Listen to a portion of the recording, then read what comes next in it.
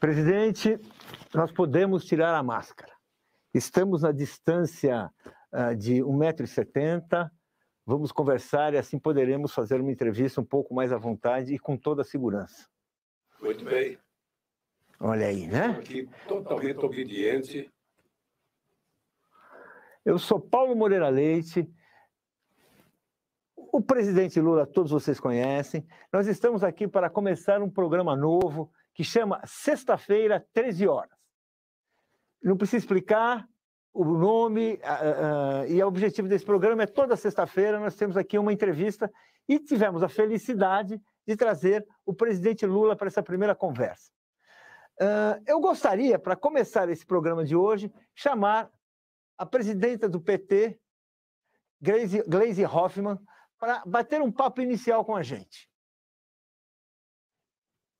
Olá, bom dia, Paulo Moreira Leite. Bom dia, presidente Lula. Uma alegria ver vocês todos aqui na TVPT. Esse canal do YouTube que é um instrumento da nossa comunicação com a militância, com a sociedade brasileira. Queria também saudar todos que nos acompanham na TVPT, acompanham a nossa programação durante a semana, manifestar a nossa solidariedade ao povo brasileiro que passa tantas dificuldades com essa pandemia, as famílias que perderam seus entes queridos. E esse programa que nós estreamos hoje, temos a honra de estrear com o presidente Lula, sexta-feira, 13 horas, vai ser um programa de entrevistas que nós vamos ter normalmente aqui na TVPT todas as semanas. Então, quero convidá-las para sempre assistir. Programa de debate, de conhecimento, também de informação, dificuldades com essa pandemia, as famílias que perderam seus entes queridos.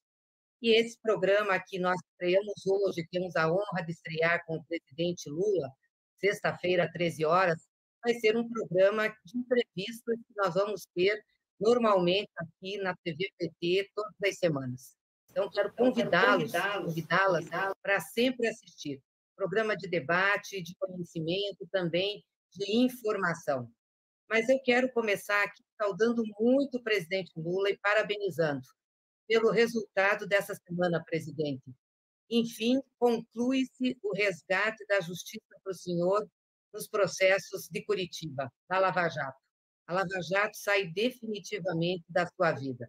As decisões do Supremo Tribunal Federal essa semana de concluir o processo de suspeição do Moro e também de que a vara de Curitiba não poderia julgá-lo e de estender essa suspeição aos outros processos, resgata a justiça e começa a trazer a verdade à tona. E isso é fruto da sua luta, da sua resistência, da sua persistência em não transigir com a verdade. E também luta política da nossa militância e de todos aqueles que acreditaram que a verdade sempre vence. Acho que abre-se agora uma luz para o Brasil, um esperançar para o povo brasileiro de que a gente pode reconquistar esse país para o nosso povo. Queria aqui saudar a todos que estão responsáveis pela produção da TVPT e desse programa, em especial nosso companheiro Gilmar Tato, que hoje faz aniversário. Parabéns, Gilmar, nosso secretário de comunicação, e, em seu nome, saudar toda a equipe.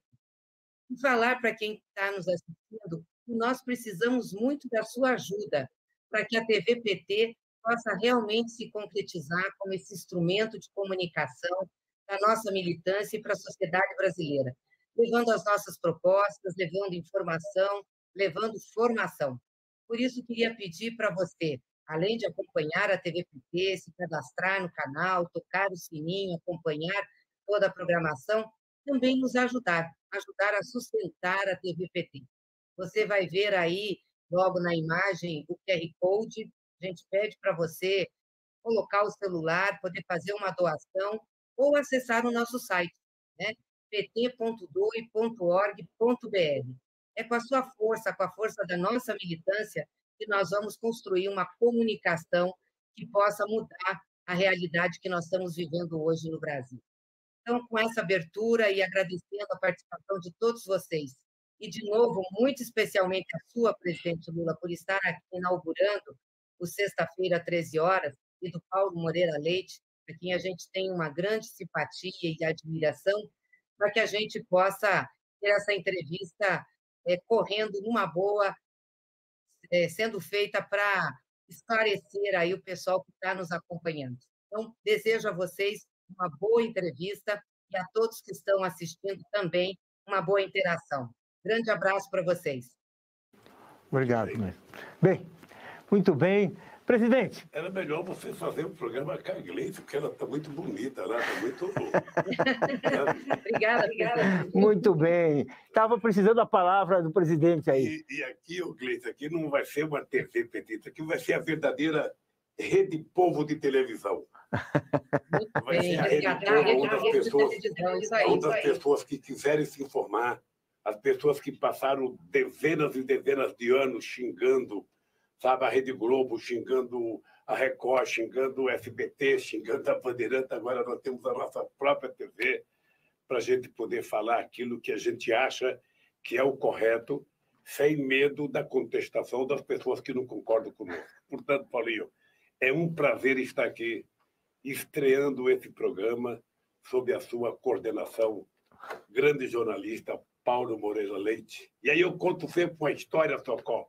Você que foi da Libilu também, eu conheci o Paulinho Moreira Leite na greve do jornalista de 1979.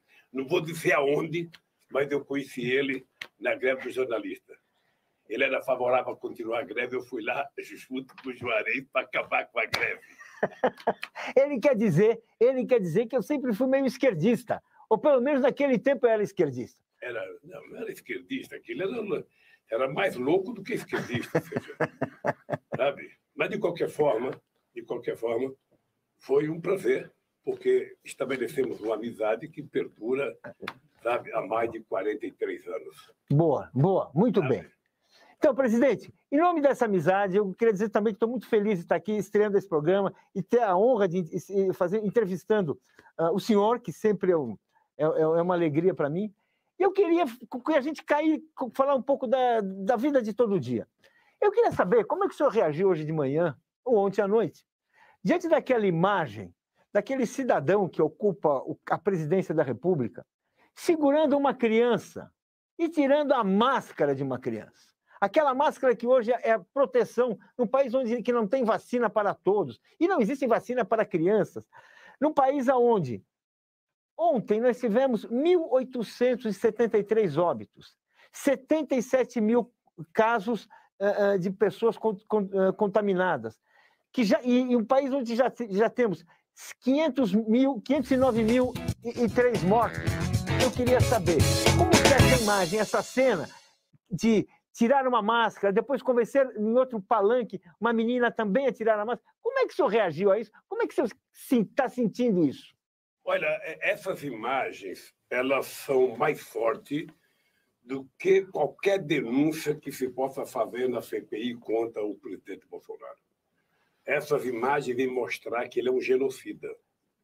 Ele não tem respeito pela vida, não tem respeito pelo povo brasileiro, não tem respeito pelos velhos, não tem respeito pelos jovens, não tem respeito pelos índios, não tem respeito pelos negros, não tem respeito pelos trabalhadores e agora não tem respeito pelas crianças. Ou seja, não é possível que um cidadão que tem mais de 67 anos de idade, não tem sentido um cidadão que foi deputado 30 anos, não tem sentido um cidadão que virou presidente da República.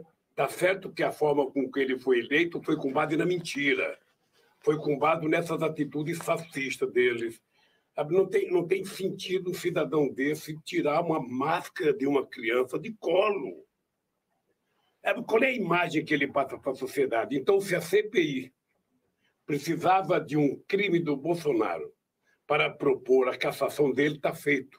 A imagem é mais forte. A imagem do que ele tem de falta de respeito pela vida é mais forte do que qualquer acordo que ele tenha feito para comprar vacina, que tenha tido corrupção. Ou seja, tudo isso é menor do que a imagem de um presidente da República cometendo um crime contra a orientação de toda a ciência do planeta Terra, tirando a máscara de uma criança e exigindo que outra criança, para fazer a apresentação, tire a máscara. É desrespeitoso contra o humanismo. é desrespeitoso quem ama a vida, porque o dom da vida é a coisa mais preciosa que nós, seres humanos, temos. E ele, então, provoca o desrespeito todo santo dia, não é normal. Portanto, eu espero que os membros da CPI tenham visto a atitude dele, porque eu acho que esse cidadão, efetivamente, em algum momento da história, vai ser culpado pela grande parte das mortes que aconteceu nesse país. Ele, quando eu digo que ele é genocida, é porque ele é genocida. É porque ele não trabalha para salvar as pessoas. Ele trabalha para criar, sabe, problemas para as pessoas. Então, eu sinceramente, acho que nós vamos ter que continuar acreditando que a CPI vai apresentar a proposta. Presidente, eu quero justamente perguntar para o senhor, como é que o senhor vê? A CPI hoje tem um grande momento, que se espera um grande momento, em que o deputado e aquele alto funcionário do Ministério da Saúde vão apresentar dados capazes de comprovar, né, um esquema de corrupção no Ministério da Saúde, no governo, na compra de vacinas superfaturadas. É uma história que está nos jornais. O senhor espera da CPI um avanço? O senhor espera provas? O que o senhor espera da CPI? Olha, deixa eu dizer uma coisa. Eu acho que o que a CPI já fez, as pessoas ficam esperando provas que às vezes podem nem existir. Mas eu acho que agora a CPI está tomando uma atitude correta, que é fazer uma caminhada pelo caminho, pelas estradas que compraram a vacina, para saber se houve ou não intenção de alguém ficar rico às custas da vacina. Porque não é possível o desastre que foi para comprar vacina. O Brasil poderia ter comprado a vacina no primeiro momento, houve oferta da Organização Mundial da Saúde para o Brasil comprar, e o Brasil não se interessou. Então, eu espero, e eu estou dizendo isso, eu acho que não importa quais são as denúncias que venham mais, o fato do presidente se colocar da forma mais desrespeitosa do planeta Terra com uma criança, sabe, fazendo essa criança tirar máscara, já é motivo desse cidadão ser punido, e ele efetivamente não pode ser presidente da República. Ele não tem cacife para ser presidente da República, não tem estatura para ser presidente da República. É um homem que conta mais de 4 mentiras por dia. É um homem que conta mais de 4 mentiras por dia. Então, não é possível que a gente possa continuar convivendo com um cidadão desse governando o Brasil. Presidente. Então, eu acho que a CPI vai apresentar um resultado que a sociedade brasileira quer. Ou seja, a prova já tem o depoimento das pessoas do governo que foram lá, o depoimento daquele general, sabe, que para honrar a fada do Exército Brasileiro, ele não poderia ter aceitado ser ministro da Saúde se ele não entende de saúde. Não entende de saúde. Então, sabe... Ele entende de palanque, né, presidente? Ele foi no palanque e depois disse que não fez política, não, né? Essa gente, efetivamente, é uma espécie... Tem determinadas pessoas que foram na CPI e é um processo de degradação da política, é uma desmoralização da política, é uma desmoralização da pessoa pública. Então, eu acho que o Bolsonaro está cavando a sua cova. Esse é o dado concreto. O Bolsonaro está cavando a sua cova porque não é possível cometer tantos erros absurdos. E ele está muito à vontade, porque ele fala todas as besteiras, nós ficamos criticando o dia inteiro as besteiras, a imprensa reproduz as besteiras que ele fala, e quem está governando o país é o Lira, presidente da Câmara, o Pacheco, presidente do Senado, e o Guedes, que vão vendendo o Brasil, que vão desmontando as empresas estatais, que vão privatizando tudo a preços, sabe, de banana, sabe? E vão fazendo as reformas administrativas para prejudicar o trabalhador menor. Não vai ser o cara, sabe, top, não vai ser o procurador-geral da República, não vai ter o procurador que fez as mentiras na Lava Jato. Quem vai pagar o pato da reforma administrativa é o povo pobre que coloca a mão na massa, o povo que carrega piano. E é por isso que eu tenho insistido para que a bancada do PT vá para Brasília e tenha uma ação presencial dentro da Câmara. Sabe, é preciso não permitir que aconteça o que está acontecendo. Não adianta a gente ficar do lado de fora chorando, sabe, e as coisas não acontecem. Então, o senhor acha que a bancada tem que ter uma presença mais ativa, mais combativa? É que eu acho que todo mundo tem que se cuidar. Primeiro, todo mundo tem que usar máscara. Segundo, todo mundo tem que usar álcool gel. Segundo, todo mundo tem que evitar aglomeração. Mas o plenário da Câmara é muito grande. Ali cabe 200 deputados sem aglomeração. Sabe? Aquele tapete verde cabe mais 200 sem aglomeração. Sabe? O que não pode é deixar o presidente da Câmara fazer a destruição que está fazendo no país, sabe, pelo voto, sabe, pela internet. Não tem sentido. E eu acho que eu queria votar a CPI, eu quero acreditar que a CPI está fazendo um trabalho muito sério. É notável que você veja que a oposição ela tem muita gente preparada. O trabalho do Humberto Costa, o trabalho do Rogério Carvalho, o trabalho do senador Otto, sabe, que são 3 médicos muito experimentados, é extraordinário. E do lado de lá você tem gente tentando defender o indefensável. Por isso que eu acredito que a CPI vai ser muito dura com o Bolsonaro para o bem do Brasil. Muito bem. Presidente, ontem nós tivemos um dia histórico. Quando o Gilmar Mendes estendeu a suspeição do Sérgio Moro nos outros 2 processos da Lava Jato que diziam respeito ao senhor. O senhor também estendeu a suspeição no caso do imóvel do Instituto Lula e no caso de Atibaia. Bem, está difícil aqui entender a minha própria letra. Eu queria que o senhor falasse o que isso representa para o senhor. Assim? Representa assim, aquela alma lavada? Representa. O senhor até esperava uma declaração tão clara da sua inocência? Olha, deixa eu dizer uma coisa. Eu acho importante que as pessoas que estão nos ouvindo prestem bem atenção no que eu vou falar. A gente tem que lembrar um pouco a história para a gente não achar que aconteceu alguma surpresa. Vocês estão lembrados que quando eu fui prestar o meu primeiro depoimento para o Moro, eu olhei na cara do Moro e falei para o Moro: você está condenado a me condenar porque você permitiu que a mentira fosse longe demais. E a desgraça de quem conta a primeira mentira é que é obrigado a passar o resto da vida mentindo para justificar a primeira mentira. E eu disse isso porque eu tinha consciência de que eu ia vencer essa batalha. Eu tinha consciência que a gente ia vencer, porque eu tinha consciência da minha inocência. Eu achava que o senhor estava completamente enganado. Falei, está iludido.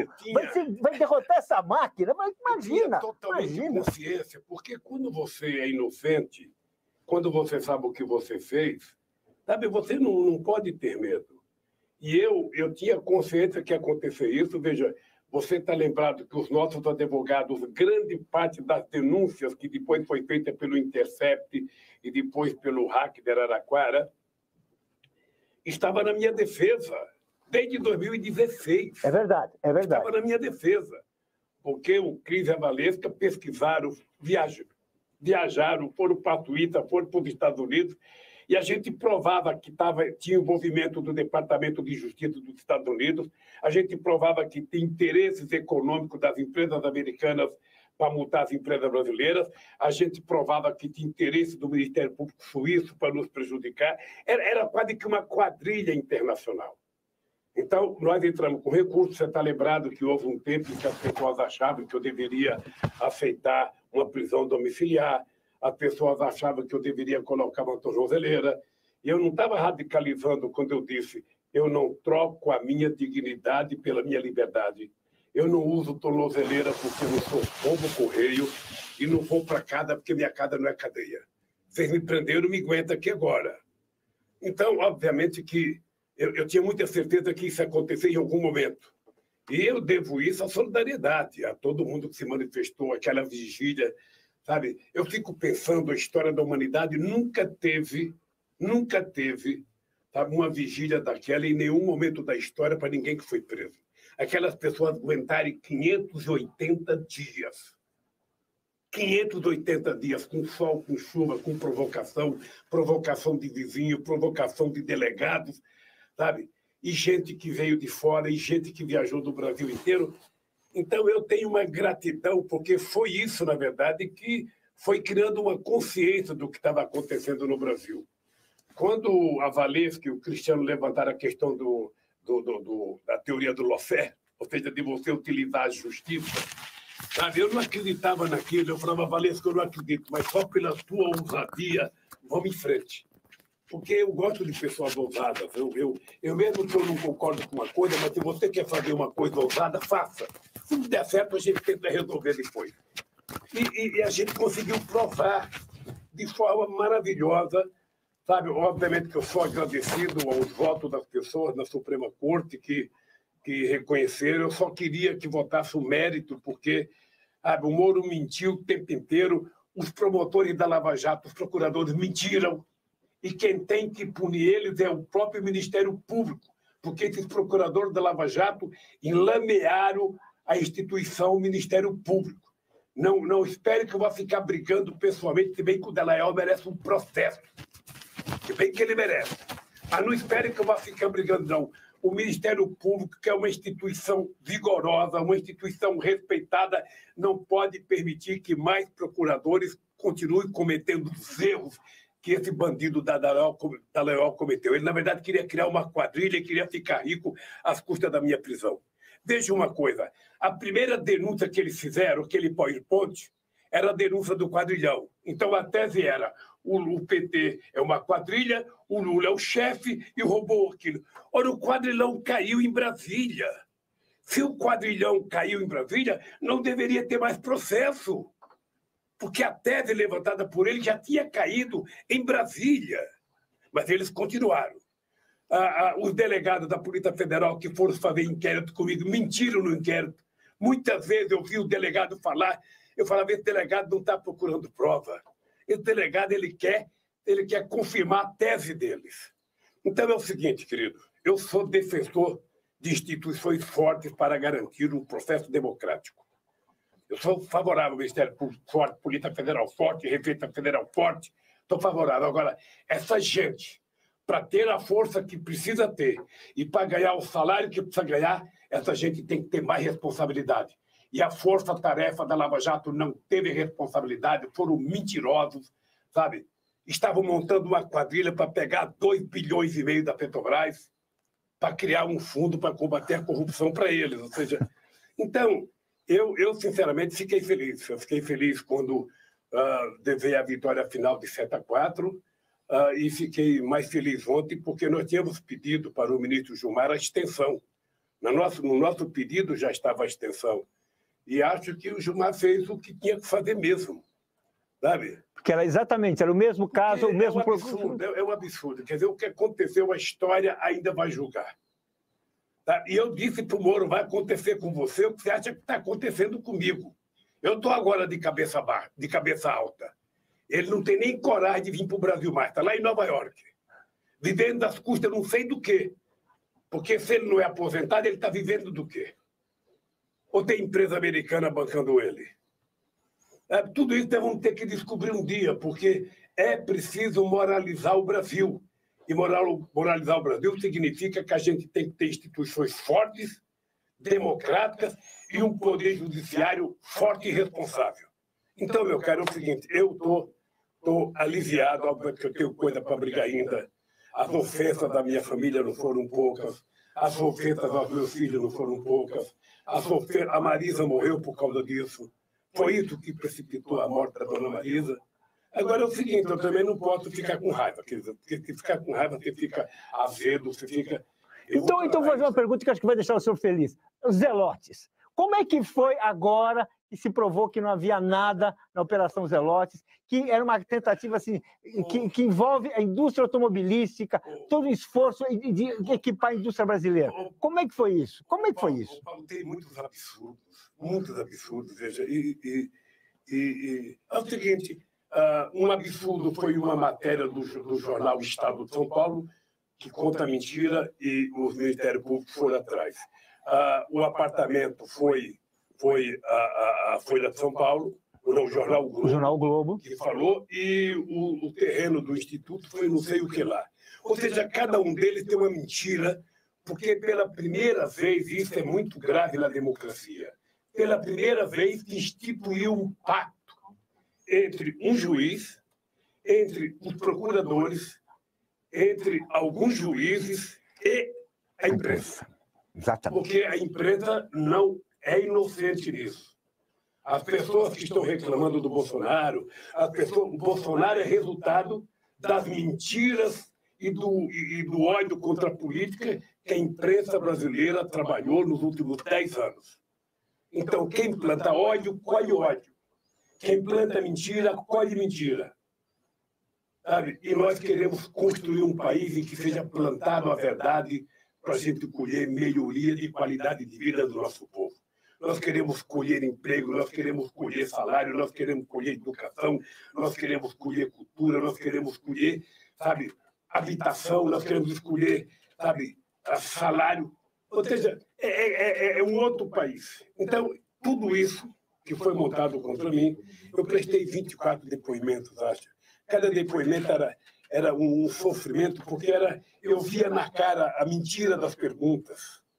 Eu via na cara o interesse de criar uma confusão para mim. Ou seja, até que eu cheguei à conclusão que eu tinha que vencê-los. Eu só ia vencer se eu tivesse coragem de enfrentá-los. Eu digo para todo mundo o seguinte, eu tive convite para sair do Brasil. Eu tive convite para ir para uma embaixada. E não foram poucos, e eu fiquei matutando. Eu fiquei pensando, se eu sair do Brasil, qual vai ser as manchetes dos jornais? Sabe, a fotografia do Lula, fugitivo, sabe? Eu falei, não vou dar isso. Agora, você tinha que ser. Eu quero fazer uma pergunta. Falando assim, de uma pessoa para outra, no olho. Você não tinha certeza que você ia ganhar? Porque, vamos dizer assim, o senhor hoje, o senhor deu a volta por cima. Isso, olha, é só no samba que acontece, né? Levanta, sacode a poeira e dá a volta. Foi o que o senhor fez com a sua vida, com a sua história. Com uma história que não é sua pessoal, uma história política. O senhor tinha certeza que ia vencer? Tem tantos que não conseguem vencer. Como é que o senhor achava que o senhor ia vencer? Olha, você não acredita em ressurreição. Não. Sabe, eu ressuscitei. Porque havia muita gente que achava que eu estava morto. Muita gente achava que eu jamais poderia voltar para a política. Muita gente, porque no Brasil é assim. Quando sai uma denúncia contra um político, se esse político tem culpa no cartório, o que ele faz? Desaparece. Não aparece mais no jornal, não dá mais entrevista, como é Écio. E outros. Né? Tá. Então, as pessoas falam, não, vamos submergir, vamos, sabe, enfiar a cabeça que nem uma avestruz. Não, no meu caso era diferente. Essas pessoas nunca tinham lidado com alguém que tem caráter. Eu digo sempre, eu tenho orgulho do meu caráter ter sido formado por uma mulher que nasceu e morreu analfabeta, que foi minha mãe, e pelos trabalhadores na porta de fábrica. Essa é a minha formação política, esse é o meu caráter, está tudo aí. E como eu tinha consciência da minha inocência, eu falei, eu vou enfrentar essa gente. Eu vou enfrentar. Pode ficar certo que eu vou enfrentar e eu vou ganhar. E graças a Deus eu tive uns meninos jovens, como o Valesca e o Cris como advogado, porque, sabe, eu falava, vamos para cima. Vamos para cima, não tem meio tempo. O senhor não tinha medo, porque quem tem medo não faz isso. Você não tinha razão para ter medo. Você não tinha razão para ter medo, né? Você não tinha razão para ter medo. Eu não tinha que ter medo, meu caro. Eu digo para você o seguinte, o único medo que eu carrego na vida é o medo de trair as pessoas que gostam de mim. Eu dizia na porta da fábrica, quando eu era dirigente sindical, o único medo que eu tenho é de contar uma mentira para vocês. E levar a classe trabalhadora a prejuízos. Sabe? Então, você acha que um cara que conseguiu, com a ajuda do povo, fazer o governo que nós fizemos nesse país, sair, sabe, com a aprovação de 87% de bom e ótimo em dezembro, depois de 8 anos de mandato, quando em muitos países os presidentes estão pela porta do fundo, sabe? Eu ia cometer erro. E esses caras esperaram, sabe, 2 anos para eu deixar a presidenta para começar a inventar denúncia contra mim. Então é o seguinte, sabe?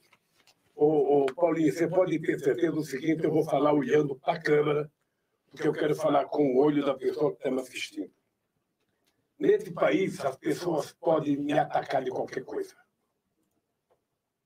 Nesse país, as pessoas podem fazer. A única coisa que eu não admito é as pessoas acharem que, em algum momento, eu cometi um ilícito no exercício do meu mandato. Eu passei 8 anos na presidência. Eu nunca fui num restaurante jantar, eu nunca fui num casamento, eu nunca fui no aniversário. A minha vida era naquele palácio, Alvorada, era do Planalto para o Torto, lá para a minha casa. E quando eu chegava na minha casa, eu ficava trancado dentro de casa, eu não ia nem visitar meus parentes.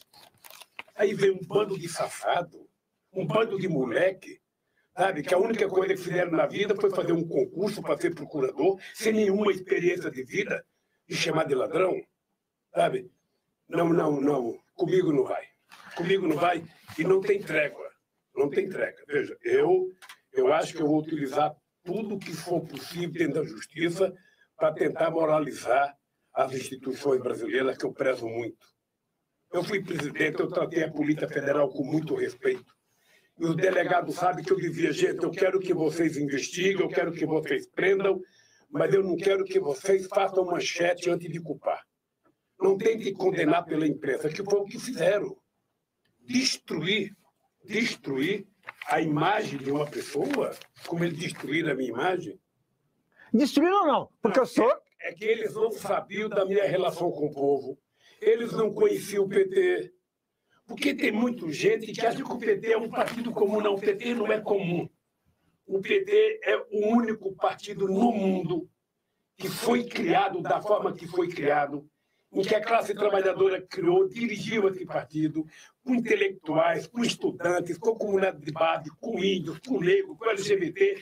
O partido é o que tem um guarda-chuva da democracia, sabe? Um partido com vocação socialista enorme, e é por isso que a gente sobreviveu, porque a gente é diferente, porque a cultura é diferente, porque o movimento sindical é diferente, o movimento social é diferente.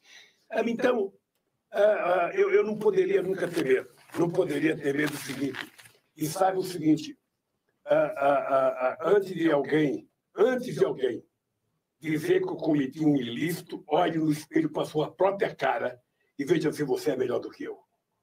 Sabe? Então, meu caro, é o seguinte, a decisão dessa semana foi muito boa, estou livre e leve, sabe, para decidir no momento certo se eu vou disputar as eleições ou não. Sabe? Ainda não decidi porque eu acho que nós temos que fazer uma campanha primeiro para conseguir... Fala a verdade, presidente.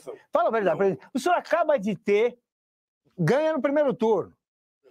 Assim, é a manchete de hoje no Estado e no Globo. Claramente, o senhor ganha no primeiro turno, pesquisa do IDEC, que é a sucessora do Ibope, que confirma, vamos ser justos, confirma a Vox Populi do Marcos Coimbra. Confirma, ou seja, isso está ali. O que falta? A população está dando esse mandato. O que falta para o senhor decidir? Falta eu decidir, falta construir, sabe, a aliança necessária, porque o problema não é só ganhar uma eleição. O problema é ganhar e governar. Tá? Porque você sabe que quando eu cheguei na presidência em 2003, os meus assessores diziam que o país estava quebrado, que eu ia ter dificuldade para governar, o Brasil agora está mais destruído. Exatamente, isso é verdade. O Brasil isso é verdade. Está mais destruído. Então, agora, consertar o Brasil será muito mais complicado. Por isso é que o povo não pode acreditar, sabe, em mágico. Pessoas que chegam e falam, eu vou fazer. Não vai fazer. É o seguinte, você não governa esse país se você não tiver, primeiro, honestidade com o povo brasileiro. Se você não tiver coragem de chamar o povo para compartilhar com ele a governança desse país. Fazer como eu fiz em 2003 a 2010, eu fiz 74 conferências nacionais para definir as políticas públicas que eu ia colocar em prática. O senhor pensa 74. Em conferências nacionais, caso o senhor seja candidato, o senhor pensa em retomar as conferências? Eu penso em fazer muitas delas durante a campanha. Ah, interessante. Porque sabe o que acontece? O povo é que definir que tipo de Brasil que ele quer. Então, veja, obviamente que eu já fui presidente. Eu tenho dito para os companheiros o seguinte, eu não preciso ser outra vez. Porque se eu for candidato, a minha responsabilidade é infinitamente maior do que a de qualquer outro candidato. Porque os outros candidatos não foram presidente. E os outros candidatos não sabem o que é ser presidente. E eu tenho que fazer mais do que eu já fiz. Eu tenho que fazer mais do que eu já fiz. Quero fazer uma pergunta a esse respeito. Uma pequena história para você. Você sabe que, no nosso tempo de governo, em 8 anos de governo, o que nós disponibilizamos para fazer reforma agrária, 52 milhões de hectares, foi 51% de todas as terras disponibilizadas ao longo de 500 anos. Sabe, não foi pouca coisa, meu caro. Sabe, então, fazer tudo o que nós fizemos, criar a PAA para facilitar a compra de produtos do trabalhador, incentivar a assistência técnica para o pequeno produtor, você fazer as cisternas, 1.400.000 cisternas feitas no governo do PT, fazer a transposição do São Francisco, que ainda não acabou, você criar um programa Luz para Todos para levar energia para 20 milhões de pessoas gratuitamente. Ou seja, criar políticas especiais para a mulher, ajudar a marcar a terra dos quilombolas, ajudar a fazer reserva, sabe, de parques nacionais, é muita tarefa. Então, você veja, quando eu decidir se eu vou ser candidato, eu vou pedir para o PT, se você se o PT apoiar, eu vou ser candidato. Eu tenho que ter muito compromisso com esse país e tenho que ter muito claro, porque se eu fizer menos do que eu já fiz, é um fracasso. O povo sabe julgar. Sabe aquele jogador que é o melhor no campo, está sendo aplaudido, e depois vai bater um pênalti e o time dele perde de 1-0 porque ele não marcou o gol de pênalti? E esse cara sai vaiado de campo? Não. Então eu tenho muita responsabilidade, muita, sabe? E é por isso que as pessoas têm que saber. Se eu for candidato e for eleito presidente da República, pode estar certo que eu tenho que fazer mais do que eu fiz. Gerar mais emprego, gerar mais aumento de salário, gerar mais casa popular, gerar mais educação, mais escola técnica, melhor qualidade de ensino, mais universidade, mais doutor, mais mestre, mais pesquisa e mais qualidade de vida para esse povo que tem o direito de ver a sua esperança atendida. Uma pergunta que eu queria fazer para o senhor. Nós temos hoje um Estado em que ele é praticamente a força política, a principal força política desse Estado são os militares. Existem 15 generais que hoje ocupam ministérios no governo Bolsonaro. Só para pensar, um alto comando formado por 17 generais. Então, nós temos uma presença militar muito forte. Os militares, muitas vezes, eles têm uma palavra final sobre muitas coisas. O senhor não acha que está na hora de fazer um debate, fazer uma discussão de que a política deve estar, os militares devem estar fora da política, a política não deve ser feita pelos quartéis, que a primazia do poder civil é muito importante? Eu acho. Veja, eu fui presidente 8 anos, Paulinho, e eu, sinceramente, não tenho queixa da minha relação com os militares. Sabe? Lamentavelmente, me parece que a formação dos militares é uma formação mais à direita, porque eu quero Forças Armadas fortes. Eu quero Forças Armadas bem preparadas e bem armadas. Sabe? Eu quero as Forças Armadas com investimento em tecnologia para que a gente possa produzir grande parte das armas que nós temos que fazer para nos proteger, defender a nossa soberania, defender a nossa fronteira aérea, marítima e marítima, sabe? De possíveis inimigos externos, porque ninguém está livre de inimigo externo. Então, eu defendo a Força Armada bem estruturada. Agora, é o seguinte, o cidadão tem que escolher. Se ele quer ser militar, ele tem uma função constitucional que ele tem que cumprir. Sabe? Se ele quiser ser político, ele não faz nem a escola militar para a política. Sabe? Não pode misturar as coisas. Não pode, porque senão você destrói e acaba com as carreiras de Estado. Eu não sei se é o Bolsonaro que está utilizando os militares agora ou se é os militares que estão utilizando o Bolsonaro. Sabe? Então, tem muita gente que não conseguiu ser aprovado pelo alto comando para ser general, o cara então se afasta com um coronel e tem um empreguinho público, sabe? E não é nada de empreguinho barato, de cargo baixo, não. Eu acho ruim para a democracia. Eu acho ruim. Sabe? Eu acho que a gente vai destruindo, sabe? Uma coisa que a sociedade civil se preparou para isso. Sabe? Não tem sentido. Os militares deveriam se preparar para defender a nossa soberania, defender a nossa fronteira, sabe?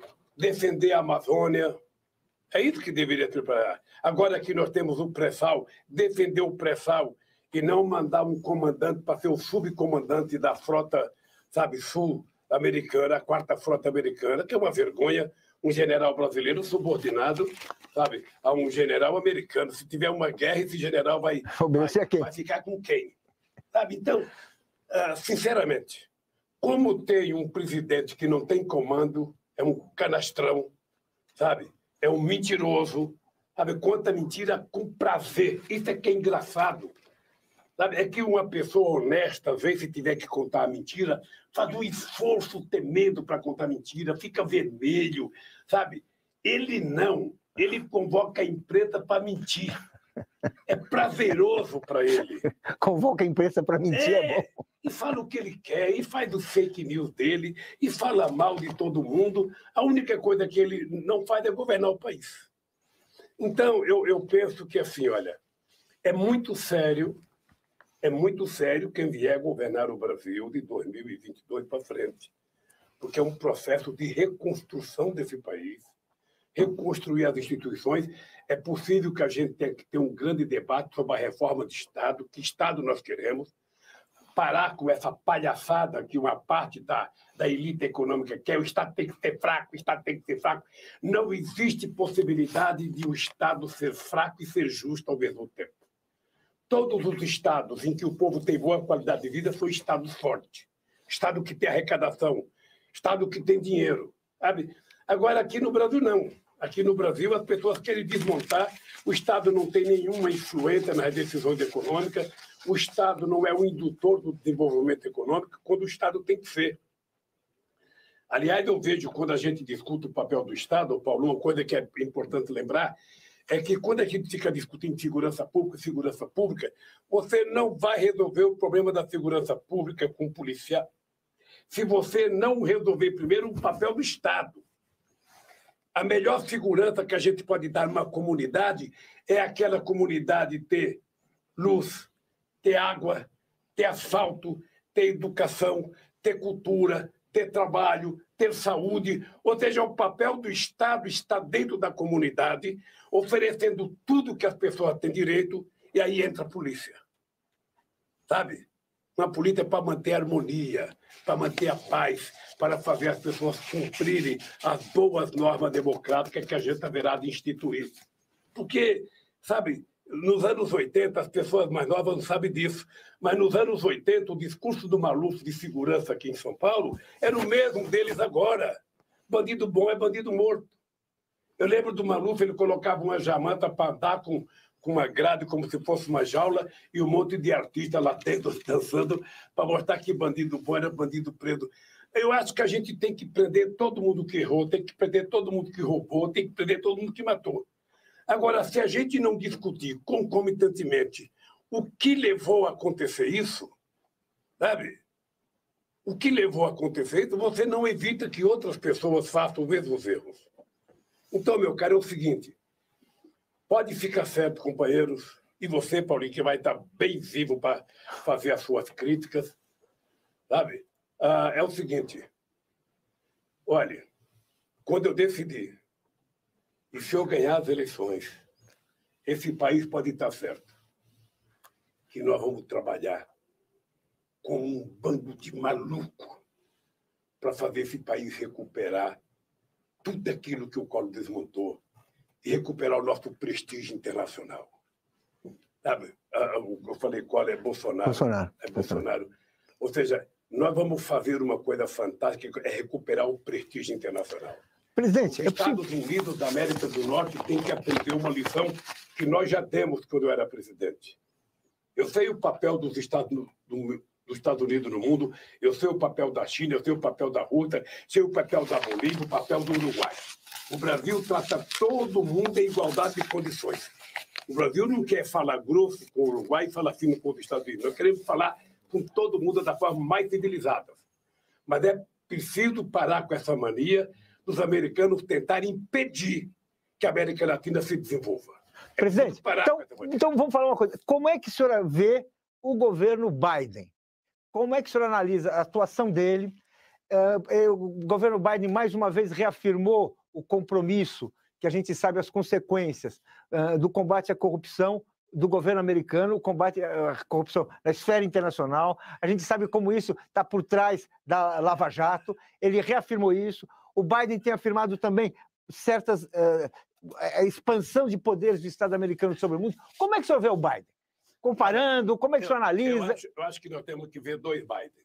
Tá. Primeiro, é o presidente que foi eleito, preocupado com o que o Trump fez nos Estados Unidos, e resolveu fazer um discurso interno para recuperar o prestígio do Partido Democrático na sociedade americana. É o cara que colocou mais dinheiro para isso, é o cara que colocou, sabe, mais bilhões e bilhões de dólares para tentar resolver os problemas. Tá? Esse é o Biden que cuidou da economia interna, tá? Que eu acho que foi uma evolução. Eu até vi um artigo do Aloysio Mercadante e do Marcelo Zero muito interessante. O Biden foi o melhor discurso para tratar do problema interno da economia americana depois do Roosevelt, do New Deal. Tá? Agora, para fora, os americanos são difíceis de lidar. Para fora, quando eu vejo o Biden falar, não, porque os americanos querem ser o farol do mundo, queremos ser a luz do mundo, queremos... Os Estados Unidos precisam parar de ter ingerência nos outros países, cuidar dos Estados Unidos e permitir que os outros também tratem dos seus problemas. Essa história deles criar lei para punir empresas brasileiras que têm qualquer coisa nos Estados Unidos, para fazer o que eles fizeram com a Petrobras, para fazer o que fizeram com as indústrias de engenharia no Brasil, para fazer com a indústria de óleo e gás, ou seja, destruir em nome de quem? Deles?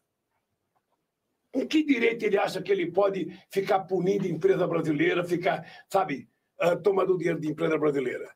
Com que direito ele tem que impedir que a China se desenvolva, que a Rússia se desenvolva, que o Brasil se desenvolva?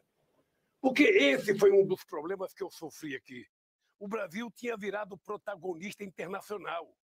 O Brasil tinha criado, nós abolimos, mandamos embora a ALCA, fizemos fortalecer o Mercosul, nós criamos a Unasul, e era a coisa mais importante feita em 500 anos de América Latina. Nós criamos a CELAC, sem a participação do Canadá e dos Estados Unidos. Era a única instituição multilateral que Cuba participava. Sabe? Nós fizemos os BRICS. Os BRICS, né? Nós criamos o IBSA, que era uma aliança entre Brasil, Índia e África do Sul.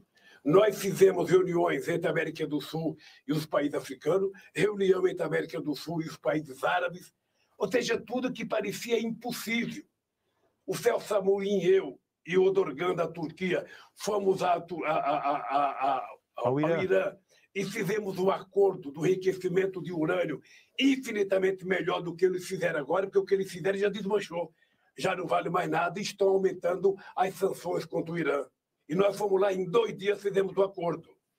Sabe? Eu fui a Israel, fiz um discurso no parlamento de Israel defendendo o Estado palestino e fui à Palestina dizer que era importante que tivesse os 2 Estados. O fato de você criar um não significava anular o outro. Ou seja, eu defendia que a gente criasse o Banco dos BRICS, ele foi criado, o Banco Sul-Americano. Acho que nós não chegamos a criar porque a burocracia atrapalha um pouco aqui na América Latina. Mas, pode saber que eu vou votar e eu vou defender que a gente tenha uma outra moeda que não seja o dólar para comercializar. Os BRICS podem ter uma moeda de troca de mercadoria. Qual é a grande vantagem de uma moeda? É bom o senhor explicar. Eu sei que existe uma vantagem, tecnicamente é muito bom, mas é importante o senhor explicar a vantagem de ter uma moeda. Não, a vantagem é que você não precisa comprar. Se você não produz, se você não fabrica dólar e você quer fazer uma transação comercial, você tem que comprar dólar. Se você não tem, você não compra. É o caso da Venezuela. O dinheiro da Venezuela não vale nada. Ele, para exportar qualquer transação comercial, tem que ser, sabe, o dólar. Ele tem que comprar dólar. Como ele está bloqueado, ele tem pouco dólar. Eles tentaram resgatar 30 mil quilos de ouro que eles tinham em Londres, proibiram ele resgatar o ouro dele. Então eu fico sabendo, por que o Brasil, para fazer transação comercial com a China, nós temos que trabalhar o dólar? Por que não faz a transação nas nossas moedas? Sabe? Então, tem coisa... Quem pôs o dólar não foi a ONU. Não foi quem foi os Estados Unidos, que um belo dia impuseram o dólar e tiraram o ouro. Então, eu acho que é preciso levar muito a sério a necessidade de criar uma nova governança mundial. Ou seja, nós não podemos ter uma governança que teve em 48 a força para criar o Estado de Israel e não tem hoje força para criar o Estado palestino. Sabe? Por quê? Porque o Conselho de Segurança da ONU representa a geografia de 48, mas não representa a geografia da agora. Ou seja, por que o continente africano não tem representante no Conselho de Segurança Nacional? Tem vários países com mais de 80 milhões de habitantes. Por que a América Latina não tem 1 ou 2 participantes, sabe, no Conselho de Segurança? Presidente. Por que a Índia não está? Por que a Alemanha não está? Por que o Japão não está? Por que aqui, né? Por que aqui o Brasil? Não, o Brasil... Pela dimensão... Eu nem quero falar do Brasil, porque parece... quando a gente fala da América Latina, a gente pressupõe que o Brasil esteja. Mas obviamente, que eu acho que pode estar o Brasil e pode estar outro país, o México, a Argentina, sei lá. O dado concreto é que nós precisamos rediscutir a governança mundial. Numa crise como essa, do coronavírus, se você tivesse uma boa governança mundial, já teria se reunido e decidido. A vacina vai ser um bem público. Todos os países do mundo vão receber gratuita a vacina, porque os estados vão assumir isso. Os estados ricos, os estados que podem, que têm dinheiro. Você percebe? Isso não acontece. Então, os estados que têm dinheiro estão comprando a vacina e os estados que não têm dinheiro, sabe, estão como o continente africano em situação difícil. E no Brasil, a gente tem dinheiro, mas a gente não tem governo. A gente, na verdade, tem um paira, sabe, um paira governando esse país. Então, o Brasil, que tinha virado no nosso tempo um país respeitado, um país que discutia a questão ambiental, um país que discutia a questão econômica, um país que discutia a crise de 2008. Agora você tem um presidente que ninguém quer tirar fotografia com ele, que ninguém convida ele para nada. Quando ele vai participar de uma conferência, os outros presidentes levantam, ninguém quer vir aqui, sabe? Presidente, eu queria pedir para a nossa produção rodar um vídeo sobre indígena, para que a gente possa tratar de uma questão que está aí, que é presente, que o senhor tratou, a gente vai falar um pouco dela, mas eu queria que antes a gente passasse esse vídeo. É um projeto que vai contra tudo aquilo que a Constituição de 88 prevê e que a sociedade brasileira quer preservar. Nós começamos a regulamentar, a ter os indígenas a ter acesso aos seus direitos a partir da Constituição de 88. E eles já querem mudar essa realidade, inclusive com um projeto de lei inconstitucional.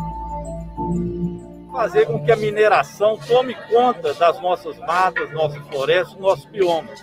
Em Minas Gerais, nós sentimos isso. A Vale Privatizada cometeu 2 crimes recentemente de barragem. Para o PT é fundamental defender o direito do povo, defender o direito da população indígena, defender a Constituição. É defender o Brasil.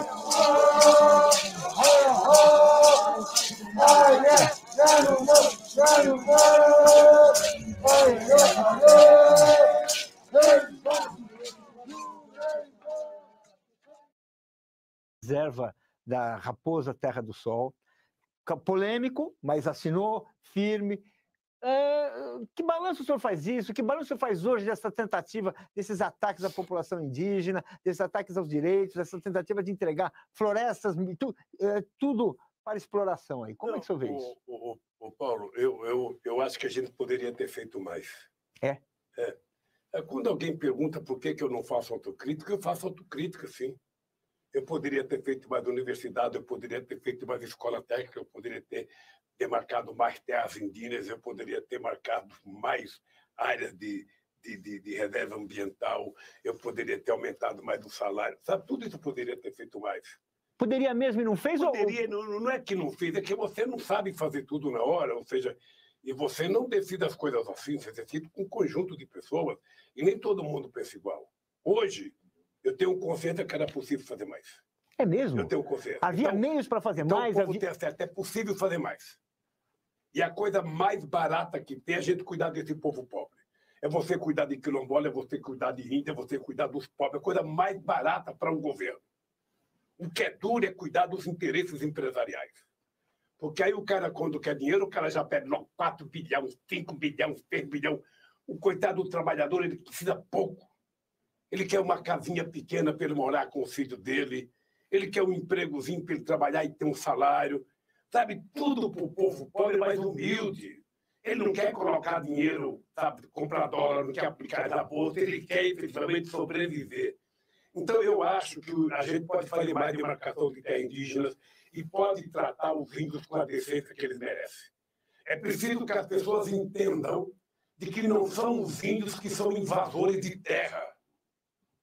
Na verdade, quando a gente faz uma demarcação com a terra indígena, a gente está apenas garantindo a eles o direito, reconhecidamente, de que eles eram donos do Brasil. Nós somos os intrusos. Nós que entramos aqui, sabe? E dizimamos quase 5 milhões de indígenas que tinham no Brasil. Foram dizimados, foram transformados em escravos. Depois, quando tinha dizimado os índios, sabe? Vamos dizimar os negros, nós vamos importar quase 6 milhões de negros da África para dizimá-los também. É só pegar a história dos bandeirantes, que foi vendido como herói, e a gente vai ver o que os bandeirantes fizeram com os índios, fizeram com os escravos nesse país. Ali está cheio de estátua homenageando o bandeirante, está cheio de avenida e tal, e não se conta a verdadeira história do que eles fizeram. Sabe? Fizeram, sobretudo, sabe, para desvendar em busca do ouro, seja na Minas, seja em Goiás, seja no Mato Grosso. Então, eu acho, Paulo, que nós temos que ter compromisso com essa gente. Sabe, não dá para você sentar com o ministro da Fazenda e dizer não tem dinheiro para demarcar uma terra indígena. O mesmo ministro da Fazenda que fala que não tem dinheiro para demarcar uma terra indígena, quando chega o empresário pedindo 2 bilhões de investimento para fazer, sabe, uma coisa, tem. E sabe uma coisa que eu fico puto? É que todo o dinheiro que é investido, que é doado para os empresários, emprestado, é investimento. E todo o dinheiro para o pobre é gasto. Sabe, como se investir na saúde não fosse investimento, como se investir na educação não fosse, sabe, investir no trabalho, na formação profissional. Então, é preciso também ter algumas mudanças conceituais sobre as coisas que já aconteceram, e isso passa também por a gente ter a coragem de disputar que Estado nós vamos querer gerir nesse país. Essa é uma discussão de fundo que a sociedade brasileira tem que fazer para que a gente possa consolidar definitivamente que o Brasil seja um Estado democrático de direito de verdade. Que nós não somos ainda. Estamos muito longe. O que está acontecendo é que a Constituição de 88 está sendo desmontada, está sendo fatiada. Então, tirando... Bom, já acabaram com os direitos que o Getúlio criou, sabe, em 43, que é a CLT. Acabaram com quase todas as conquistas que os trabalhadores trabalharam. Então, vai acabar com o que mais? Então, quando eles falam em reforma, normalmente a reforma é para piorar. Tá? Porque ninguém vai ser contra uma reforma para melhorar. Faça uma proposta de reforma e deixe a sociedade discutir. Vamos colocar o debate para a sociedade. Pega a reforma da Previdência. Se você pegar os meios de comunicação, você vai perceber que durante todo o tempo que se discutiu a reforma da Previdência, não foi um defensor dos trabalhadores defender a Previdência. Era só o mercado. Era só o mercado. Como o mercado não tinha interesse na aposentadoria e muito menos interesse no bem-estar do povo, o que o mercado queria? Gerenciar o dinheiro do povo. Era isso que eles queriam. Então, Paulinho, eu vou lhe contar. Tem muita coisa para fazer. Agora, o Brasil não está... Assim, há na América Latina e há no Brasil uma reação a tudo isso. Né? Na América Latina, a gente tem na Bolívia, no Chile, na Argentina, para citar 2 exemplos, e agora no Peru. Eu queria que você falasse um pouco do Peru. Né? Uma reação a esse processo de desmonte do Estado, de privatização das aposentadorias, de privatização de serviços públicos. Como é que você vê essa situação na América Latina e o Brasil dentro dela? Olha, Paulinho, o melhor momento da América Latina e, sobretudo, da América do Sul foi no período Lula, Chaves, Kirchner, Michelle Bachelet, Lagos, Cristina, Evo Morales, Rafael Correia, Tabaré, Pepe Mujica. Nossa, não dá nem pra... Esse foi o melhor momento da América Latina. Foi o momento da ascensão da esquerda socialista na América Latina. Né? Foram 12 anos de muita ascensão social na nossa querida América do Sul. Entretanto, nós perdemos o debate. Por que perdemos o debate? Porque as pessoas não analisam corretamente, mas o papel de uma grande parte da imprensa brasileira... Tem gente que não gosta que eu falo da imprensa. É uma coisa fantástica como as pessoas falam. Lula não critica a imprensa, Lula. Quer dizer, os caras estão me chamando de ladrão, os caras não criticam a imprensa, Lula. Nós temos que dizer que, na verdade, a imprensa é responsável pelo que aconteceu na América Latina, pelo golpe da derrubada do Rafael, sabe, pela perseguição a Cristina, agora, sabe, Alberto Fernandes, pela derrubada do Evo Morales. Pela Dilma também, hein? E pelo golpe que... Não, e pelo golpe. É que o Brasil amanhã tem que falar por último. E pelo golpe brasileiro e contra todos os avanços que esse país teve.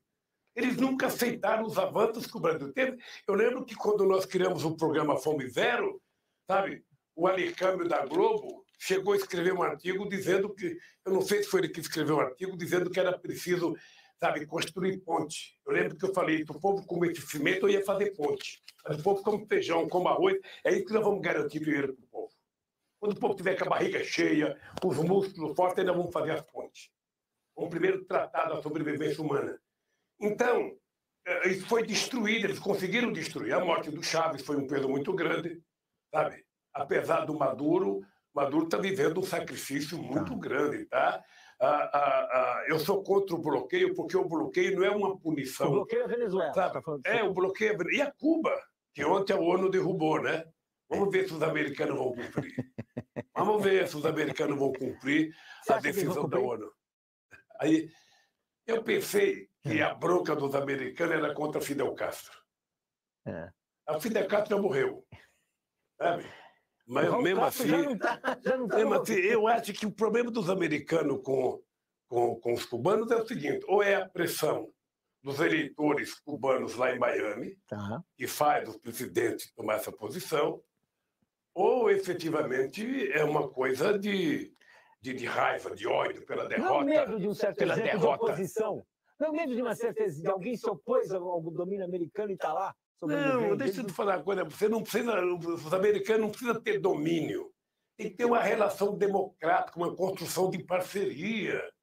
Os americanos é muito grande. Eles ficam fazendo bloqueio a Cuba apenas para servir de exemplo. Não é possível.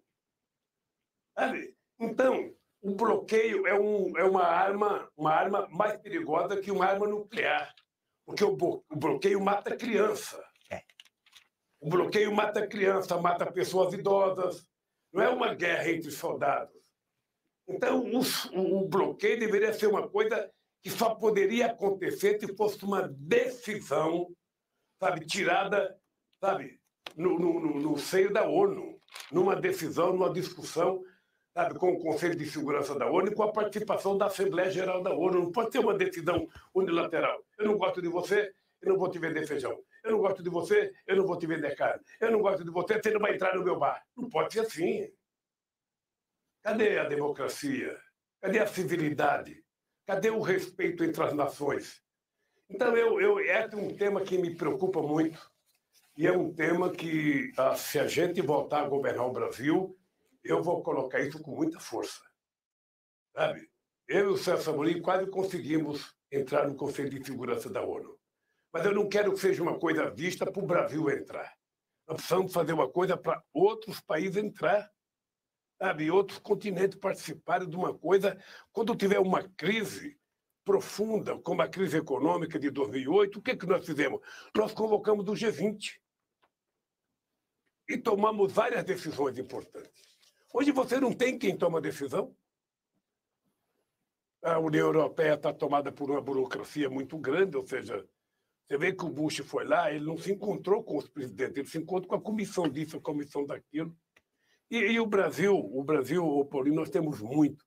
Essa discussão sobre a Amazônia é uma discussão enviesada, é uma discussão Eu lembro de uma discussão que eu tive quando o Sarkozy, a gente se encontrou lá no Rio Iapoque, lá no Amapá, e eu propus ao Sarkozy, a França é o único país da Europa que tem uma parte amazônica.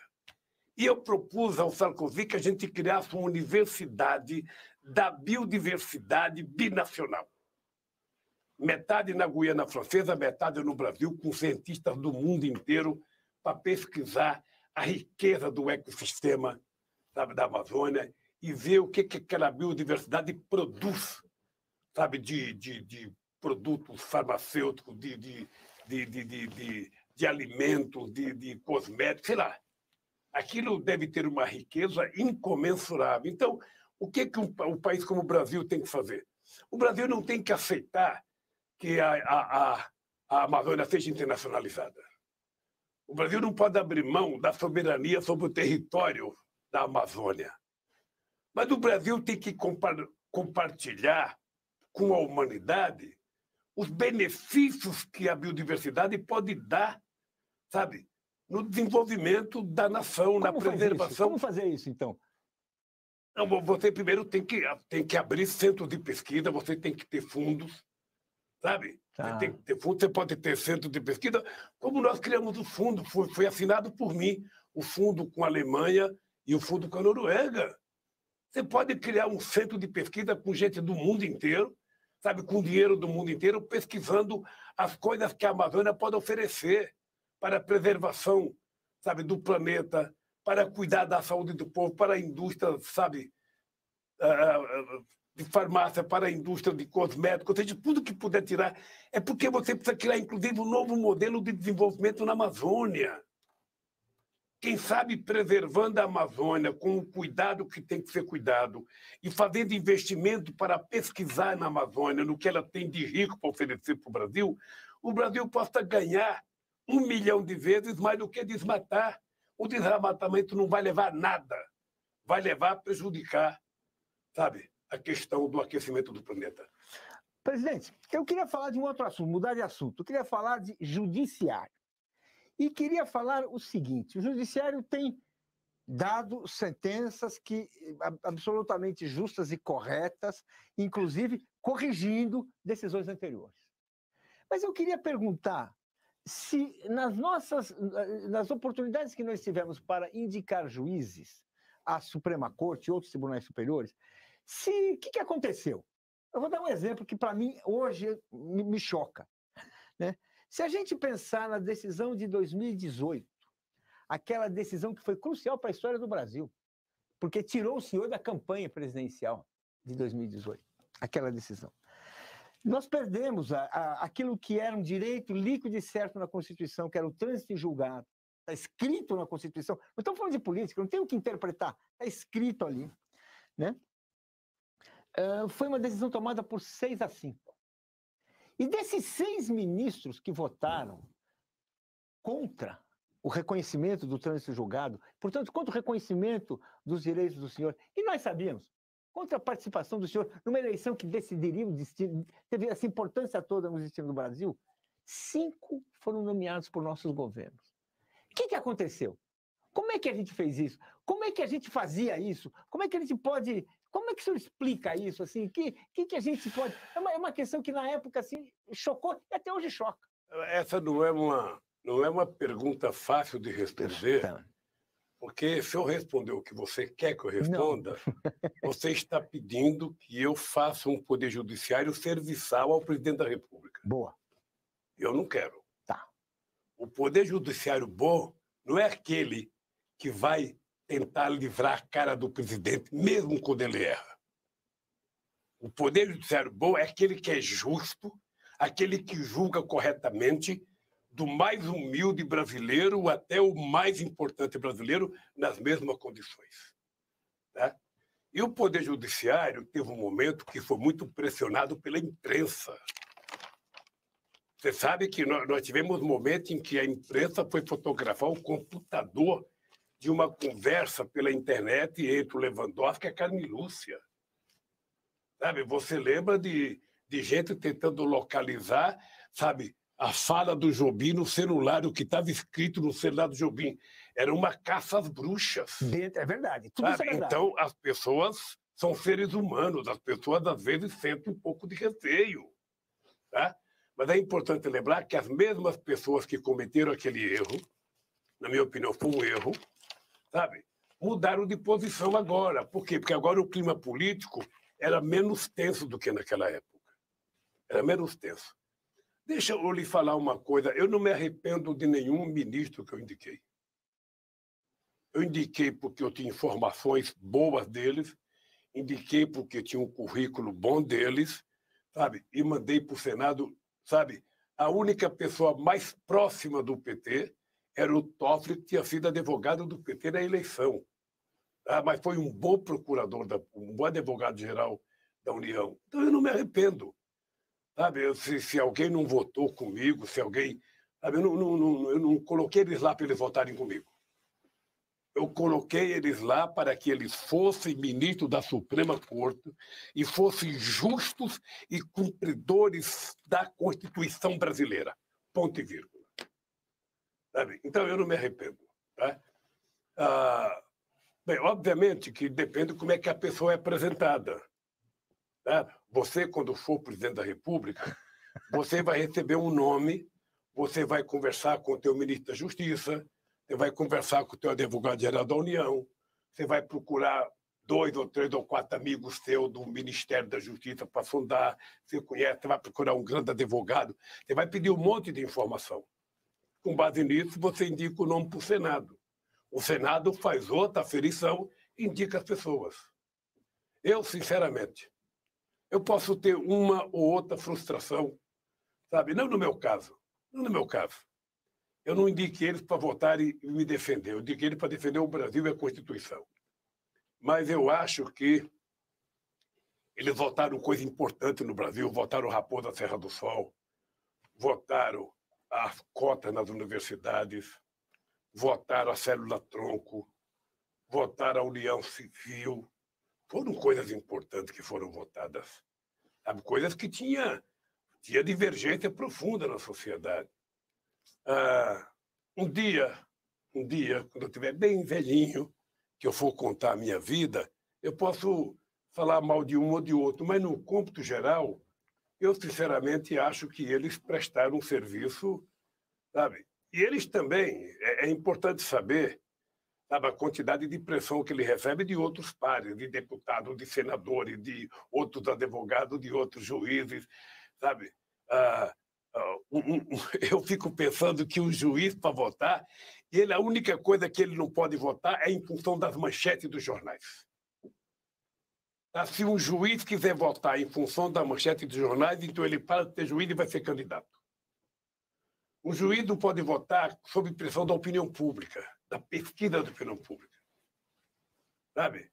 Eu nem sei quem me falou que, no caso do Mensalão, tinha pesquisa da opinião pública para votar. Não sei se é verdade ou não.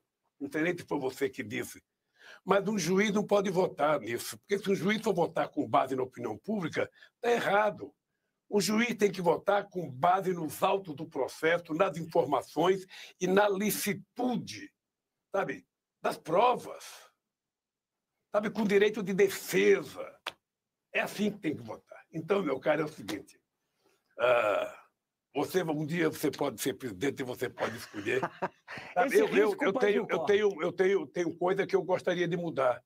Eu acho que a pessoa não pode ficar muito tempo. Eu acho que você pode ter um mandato de 10 anos, pode ter um mandato de 12 anos. Sabe? Você não pode ser indicado com 30 e só sair com 75. Eu só acho um erro. Acho muito tempo. Sabe? Eu acho que então nós vamos ter que discutir em algum momento, sabe, como é que a gente vai fazer para que a gente, ao mesmo tempo, continue escolhendo as pessoas, sabe, que sejam idôneas, pessoas que tenham profundo conhecimento, notório saber jurídico e que as pessoas sejam decentes no cumprimento da sua função. Só isso. Eu queria saber, assim, como é que o senhor sentiu, como é que o senhor reage ao voto o último voto do Marco Aurélio Mello, em que ele chamou o Sérgio Moro de herói. Como é que o senhor reage a um ministro que fala isso? Assim, para mim, foi uma das coisas mais chocantes. Mas deixa eu te falar. É que cada um escolhe como herói que ele quer que seja herói. Sabe? Tem gente que acha que Hitler foi um herói. Tem gente que acha que Mussolini foi um herói. Tem gente que acha, sabe, que a pessoa que mandou crucificar Cristo foi um herói. Sabe? Eu acho que herói é uma outra coisa. Sabe? É uma pessoa que construiu, na sua passagem pelo cargo, uma atitude nobre com relação à defesa do seu povo, do seu país, da democracia, coisa que não é o Moro. O Moro foi um santo de barro, tá? Criado pela imprensa brasileira. Dá uma olhada, você que é jornalista, quantos prêmios o Moro ganhou da Globo, quantos prêmios ele ganhou da Veja, da Época, da Isto É, da Folha, do Estadão, do Jornal Globo, sabe? Da imprensa conservadora americana. Sabe? Ele deve ter. Agora, as pessoas que deram o prêmio a ele estão envergonhados. Porque nem um bom juiz ele é, nem um bom advogado ele é. Cara, eu não sou advogado, mas quando o Moro deu aquela condenação minha e o crime que eu cometi, ele não sabia, ele disse que eu cometi um ato indeterminado. Aí eu fiquei muito puto da vida com o TRF4, que nem viu e julgou, sabe, com o Superior Tribunal de Justiça, que nem viu e foi julgando. Sabe, então, foi um momento... Eu, às vezes, reconheço que era um momento de tensão política muito forte, sabe, muito forte. A sociedade democrática estava assustada. A sociedade democrática não estava habituada a isso. Sabe, as pessoas começaram a ir na casa de ministro, a vaiar ministro, a passar com faixa na casa de ministro. Onde você já viu a esquerda, em algum momento, ameaçar implodir a Suprema Corte? Você nunca ouviu isso? Sabe, você nunca viu isso? O máximo que a esquerda fazia era ocupar o plenário da Câmara. Era o máximo. Sabe? E a extrema-direita, os fascistas e os milicianos que chegaram com Bolsonaro, ele não tem limite. Hoje todo mundo recebe ameaça. Sabe, os companheiros da CPI estão recebendo ameaça, quem faz crítica está recebendo ameaça. Sabe, eles são isso. Eles são isso. O pessoal dos bairros está recebendo ameaça. Então, é uma coisa que nós precisamos desmontar. Olha, nós precisamos desmontar e acho que o Poder Judiciário é muito importante para ajudar a gente a desmontar isso. Eu queria falar uma... O Bolsonaro agora está dizendo que vai indicar um evangélico 100%. Não tem nenhum problema. O cara pode ser um católico 100%, um evangélico 100%, um ateu 100%, um representante da matriz religiosa africana. Não tem problema. Desde que o cara seja... sabe, competente como advogado, que o cara conheça o direito, o cara conheça a Constituição. Sabe? Agora, o Senado, ele pode indicar, e o Senado pode aceitar ou não. O Senado raramente recusou, né? Sabe? Raramente. Depende. Depende, o cara tem que ir lá se defender. Sabe? Eu queria perguntar uma coisa. Falando de campanha, nós temos o debate colocado pelo cidadão que ocupa a presidência a respeito do voto impresso. Como é que você vê essa conversa do voto impresso? O que você considera? Para que você acha que existe essa conversa? Olha, eu não sei. Eu não sei.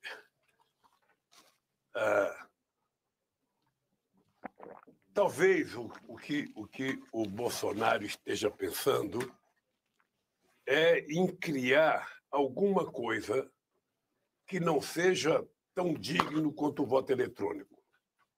Porque, veja, qual é a razão que eu, cidadão brasileiro, Luiz Inácio Lula da Silva, que disputou tantas eleições, perdi uma para o Collor, perdi 2 para o Fernando Henrique Cardoso e ganhamos 4 eleições. Como é que eu posso negar o voto eletrônico? Eu acho que eu só ganhei por causa do voto eletrônico, porque no voto no papel era uma roubalheira. Está certo que ele não está reivindicando o voto no papel, está reivindicando uma coisa que o PT já discutiu também, um ticketzinho que sai da máquina de votar para você contar. Eu, sinceramente, acho isso um retrocesso. Eu acho que o Bolsonaro está, nesse instante da vida dele, percebendo que a luta não vai ser fácil, que ele não vai ter a facilidade que ele teve, sabe? Porque a facilidade que ele teve era o ódio pregado contra o PT. Sabe? Ele não vai ter isso. Esse ódio está acabando? Hein? Esse ódio que já existiu, esse antipetismo... Mas quem tiver ódio, que continue com ódio. Você não vai pedir para um corintiano gostar de um palmeirense, nem um palmeirense gostar de um corintiano. Então não perca tempo. Mas há uma recuperação, não há uma recuperação. O que há uma recuperação é da maioria da sociedade. A maioria da sociedade está se manifestando democraticamente, como sempre se manifestou. Sempre se manifestou. Agora, você pode ter 20% de pessoas que se abstêm, você pode ter 20% de pessoas que votam na extrema-direita. Isso também é da democracia. O que é importante é você lidar com 75% da sociedade que quer o bem desse país e tratando daqui para frente de forma, sabe, educacional, tornar os outros mais civilizados. Ainda hoje tem cara que usa a suástica como modelo das coisas que eles querem na política. Então, meu caro, é o seguinte, eu acho que o Bolsonaro está querendo inventar um pretexto. Ele vai perder as eleições. Que dia que é hoje? Hoje é dia 25. 25? Hoje é dia 25 de junho de 2001. 2021. Eu quero dizer o seguinte, eu estou dizendo nessa data o seguinte, o Bolsonaro vai perder as eleições em 2022. E não vai perder as eleições por Lula, por PT, ele vai perder as eleições para o povo brasileiro que está com o saco cheio de tanta bobagem. Ele vai perder para o povo brasileiro que quer reconstruir a sua esperança, a sua qualidade de vida. Sabe, o povo quer que o seu filho estude, quer que o seu filho coma, quer que o seu filho trabalhe, sabe? É outra coisa que a sociedade espera de um presidente. Ele é tudo ao contrário. Agora, tem uma turma que gosta de arma, tem o clube de treinamento de tiro, tem o clube de motocicleta. Até para fazer a manifestação... Motociata. Até para fazer a motociata dele, por que ele fez isso? Porque ele tem um público.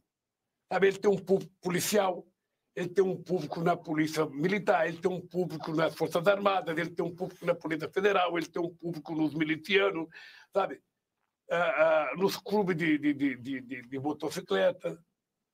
Sabe? Então, até isso ele mentiu na quantidade de pessoas que tinha, sabe? Escondeu a placa da motocicleta que ele andou.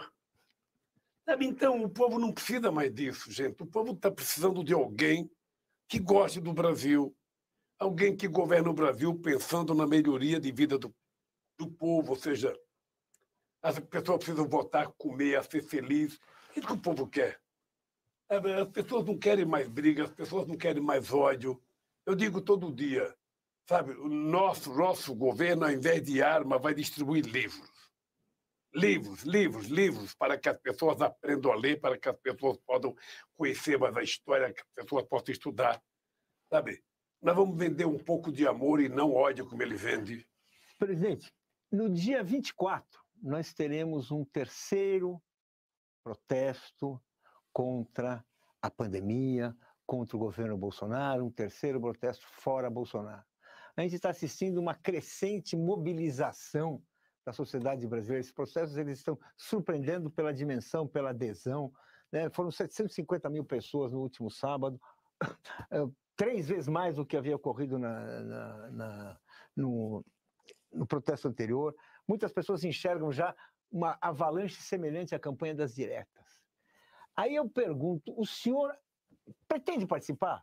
Não. Eu queria que o senhor falasse... Deixa eu te dizer. Eu queria que o senhor falasse assim, eu queria que o senhor falasse justamente sobre isso. Deixa eu falar uma coisa para você com muita sinceridade. Por favor. Tá? Se um cara como eu aparece num ato público desse, qual é o argumento e a manchete da imprensa no dia seguinte? A campanha do Fora Bolsonaro se transformou numa campanha a presidente do Lula. É isso que vai ser a manchete. Então, enquanto o movimento estiver tendo força, estiver tendo capacidade de convocar, sabe, vai fazendo. Sabe? Se o movimento entender, sabe? Porque eu tenho um problema que é o seguinte, os médicos não querem que eu vá, porque acham que eu tenho que dar um exemplo diferente do Bolsonaro, sabe? Não sei se você sabe, eu tenho 4 ex-ministros da saúde. Então, a minha vontade de ir é enorme. Eu agora estou com um problema que eu vou fazer uma viagem para 4 ou 5 estados do Nordeste e eu tenho que saber como é que vão ser essas viagens, porque eu não posso fazer ato público, eu não posso fazer aglomeração. Então, ainda estou definindo como é que eu vou para conversar. Porque é o seguinte, depois que a gente faz um encontro com 50, com 60 pessoas, aí todo mundo quer tirar foto. E as pessoas não querem tirar foto com distanciamento, as pessoas querem fazer selfie com o seu celular. Nem o Stuka as pessoas querem que tire uma foto. O Stuka fica com essa máquina bonita que ele gastou um dinheirão para comprar e os caras falam, não quero a sua máquina, quero a minha. Mas é o seguinte, se a minha presença for decisiva para derrubar o Bolsonaro, eu iria até de joelho, sabe? Mas eu acho que, por enquanto, o movimento está dando conta disso, está fazendo as coisas. E vamos tentar não dar o pretexto deles acharem que a gente está politizando isso. Mas não seria, por exemplo, interessante se houvesse assim, o senhor sozinho, mas não o senhor sozinho, mas uma espécie de lideranças, uma coisa. Mas pode chegar o momento que momento que vai acontecer. Isso houve nas diretas. Mas pode chegar o momento que vai acontecer.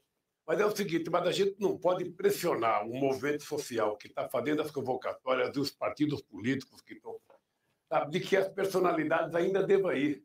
Na hora que o pessoal decidir que agora vai abrir, vai fazer polícia, que vai poder convocar todo mundo, vai tudo bem. Mas mesmo com responsabilidade, nós não podemos, sabe, achar que a gente pode dar pretexto para ficar parecido com o Bolsonaro. Nós não somos parecidos, não queremos ser parecidos, sabe? O nosso discurso não é do ódio, é um discurso da paz, do amor, do desenvolvimento econômico, da melhoria da qualidade de vida das pessoas. E na hora que as pessoas falaram, ô Lula, você pode vir, eu estou doido para ir. Você não sabe a loucura que eu estou de pegar o microfone e fazer um discurso. Sabe quanto tempo faz? Faz muito tempo que eu não faço um discursinho, sabe? Mas, de qualquer forma, está bom o movimento, está maravilhoso. Eu estou prazerosamente satisfeito com a manifestação que a sociedade civil começa a fazer, os partidos políticos vão se manifestando, o movimento sindical, sabe? E o povo está muito sofrido. O povo está muito sofrido. Eu tenho 75 anos, Paulinho, eu nunca vi o desprezo pelo povo pobre que a gente vê hoje. Nunca vi. E uma pequena parcela da sociedade se manifesta com ódio. Uma coisa assim, falta humanismo, falta solidariedade, falta companheirismo. Onde que a gente vê muita solidariedade? No movimento social. Sabe? Nos bairros, nas favelas, os sindicatos, as pessoas fazendo coleta de alimentos, distribuindo. Sabe? Alguns partidos, o PT tem feito muito isso. Só que nós estamos, nosso tempo, mais do que estourado, ainda bem. O senhor é sempre um prazer. Eu queria falar para o senhor que eu falo em nome de muitas pessoas. Eu, na outra encarnação, quero ter uma meia dessa sua, é boa, rapaz. Né? É boa. É que ela vem até aqui. Essa meia é uma meia de um búfalo americano. Olha a grossura da lã. Presidente, nós estamos estourando. É assim, acho que eu falo em nome de muitas pessoas que estarão nesses protestos, que sempre será bom imaginar, pensar que o senhor estará presente com a sua voz, com a sua opinião, que sempre será importante. Eu queria agradecer essa entrevista, queria agradecer a atenção de todos aqui. Estamos ali, mais do que cumprindo o nosso horário aqui. Eu queria, Paulinho, apenas pedir uma coisa para quem está nos ouvindo. Ó.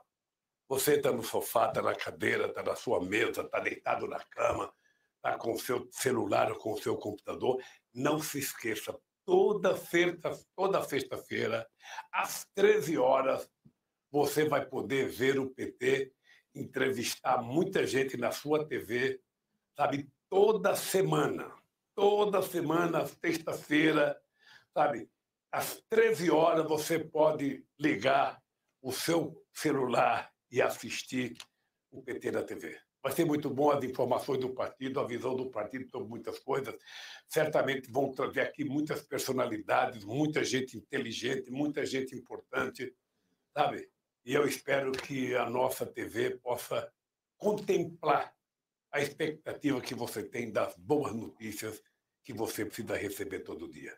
Um beijo no coração de todo mundo. Paulinho, um beijo, um abraço, querido. Que Deus te abençoe, força. Eu te acompanhado no 247, sabe? Continue. Sabe? Que está indo bem. Devagar e sempre. Tá, eu te confesso que eu estou animado. Eu te confesso. Porque eu fico vendo muita gente que achava que eu estava morto. O Lula já era. O Lula acabou. O Lula não volta mais. As pessoas não sabiam da minha fé. E as pessoas não sabiam da minha relação com Deus, que é muito forte. Eu digo sempre, é tão forte que eu saí de onde saí para chegar à presidência da República. E se eu votar, eu vou votar porque é possível consertar o país. Se eu percebesse que não tinha conserto, eu não me meteria nessa. Mas eu tenho certeza que somente o PT é capaz de consertar esse país. Devolver ao povo a alegria, a esperança. É aquilo que eu digo sempre, o direito da gente poder, um domingo, comer um churrascozinho, tomar uma cervejinha, sabe? Tem gente que não gosta que eu estou falando do povo comer picanha, para comer um churrasquinho, rapaz, um churrasquinho. Eu já comi churrasco, sabe aquele, a gente ia pescar na represa, um churrascozinho, uma grelhazinha desse tamanho, comprava um bife de contrafilé temperado, comia com pão, a gente achava que era churrasco. Não, isso não é churrasco, isso é churrasco de paulista. Okay? Churrasco mesmo de verdade é uma boa costela numa churrasqueira, é uma boa picanha, um bom alcatra, sabe? Puta merda. E Deus queira que a gente possa voltar a ter o direito de fazer isso todo final de semana com a nossa família. Tem coisa mais gostosa do que chegar no final de semana e abraçar esposa, filhos, pai, mãe, sabe? Sabendo que está vivendo bem. E sabendo que tem um presidente cuidando de vocês. Boa sorte, gente. Bom, obrigado, presidente. Opa.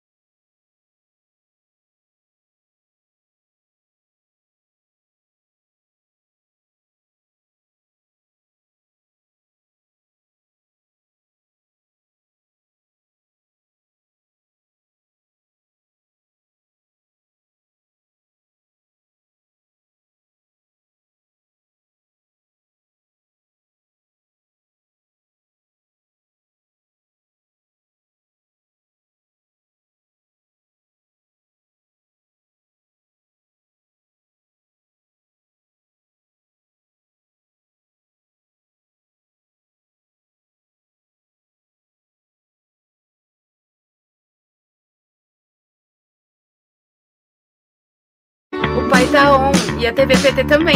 Não tá sabendo? É só entrar no YouTube, pesquisar PT e clicar em se inscrever. Pronto! Todo dia tem conteúdo novo antenado com o que acontece no Brasil e no mundo. São programas, entrevistas, debates e muita política. Curta, compartilhe e ative o sininho para receber as novidades. TV PT, em sintonia com o Brasil, em sintonia com você.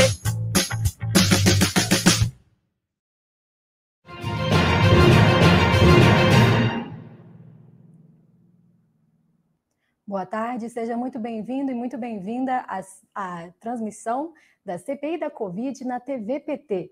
Nós estamos transmitindo no canal no YouTube. Você acabou de assistir a entrevista imperdível do presidente Lula no programa Sexta-feira, 13 horas, com Paulo Moreira Leite e a apresentação da presidenta do PT, Gleisi Hoffmann. Este programa é imperdível, você pode assistir no nosso canal, aqui no YouTube, e também no podcast da Rádio PT. Bom, hoje a CPI vai ouvir os irmãos Miranda. Luiz Miranda, deputado do DEM, do Partido dos Trabalhadores, e Luiz Ricardo Miranda, que é servidor do Ministério da Saúde. Ambos acusam o governo federal de terem suspeitas de irregularidades na compra da vacina Covaxin. A vacina indiana foi contratada pelo governo no início deste ano. O deputado do DEM, que é o Luiz Miranda, aqui do DF, disse, porque ele é aliado do presidente Bolsonaro, que avisou ao presidente sobre essas suspeitas de irregularidades. Falou a ele sobre o irmão ter sido pressionado de maneira anormal para a importação desse medicamento.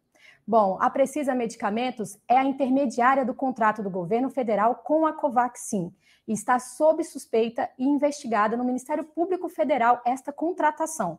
Nós vamos falar sobre este debate hoje. Você já tem as imagens aí de estar chegando agora com colete de balas Luiz Miranda, o deputado do Democratas. Ele chega agora à CPI, o irmão dele está agora vindo a Brasília, chegou no aeroporto agora há pouco. Eles vão depor logo mais agora na CPI e nós vamos falar sobre esse depoimento. Ontem a CPI ouviu especialistas que trouxeram informações bombásticas, dizendo que as vidas poderiam ter sido poupadas no Brasil se a conduta do governo Bolsonaro tivesse sido diferente. Nós temos um resumo para você assistir conosco.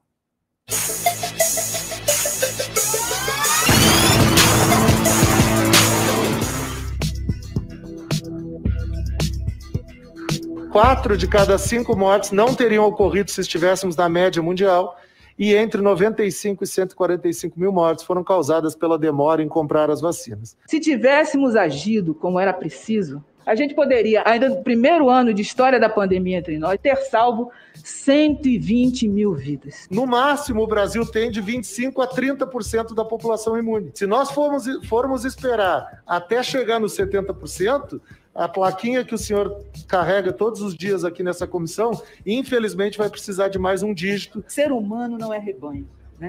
A gente está falando de imunidade coletiva. Isso é um primeiro ponto da reflexão. Mas quando a gente pensa no rebanho, a imunidade do rebanho no Brasil, a gente pode perguntar para qualquer pecuarista, para qualquer veterinário, o que eles fazem para garantir a imunidade do rebanho? Eles vacinam. O Brasil precisa vacinar, em média, 1,5 milhão de pessoas por dia. E o Brasil precisa urgentemente parar integralmente o país todo por 3 semanas. A grande responsabilidade por aqueles 507.240, o senhor está certo, doutor Pedro Alau, é do presidente da República. Foi ele que sabotou as medidas de isolamento social que precisavam ser tomadas. Não, até o fim do ano vai vacinar todo mundo. E esses que morreram, não tem responsabilidade, não tem culpa? Foi ele quem interferiu na ação de governadores e prefeitos para evitar o isolamento e foi ele quem negligenciou as vacinas. E ele mesmo autorizou e negociou a compra de determinadas vacinas sem aprovação da Anvisa, como é o que está em investigação, o caso da Bharat Biotech.